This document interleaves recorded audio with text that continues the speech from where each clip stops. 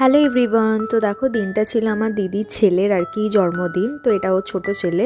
তো সেদিন চলে গেছিলাম ওদের বাড়িতে। তো এখন সবাই মিলে ওকে আশীর্বাদ করা হচ্ছে।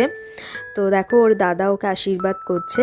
তারপরে আমাদের বার্থডে বয় লাঞ্চ করতে বসে গেছে। এখানে 5 রকম ভাজা, তারপরে পাবদা মাছের ঝোল, আর ওর ফেভারিট বিরিয়ানি আর মিষ্টি আইসক্রিম এগুলো ছিল। তো বেশি কিছু আর লাঞ্চে করা হয়নি, যেহেতু রাতে একটু ছোট করে অনুষ্ঠান করা হয়েছিল।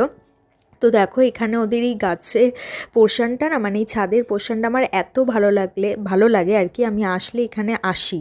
তো দেখো এখানে এবার কেক কাটার পর্ব শুরু হয়ে গেছে। তো সবাই মিলে এখানে কেক কাটা হচ্ছে। তারপরে ওরা আর কি আস্তে আস্তে সব বাচ্চারা আর কি খেতে বসে গেছে ডিনার করতে। তারপরে সবার লাস্টে আমরা আর কি বসেছি ডিনারে।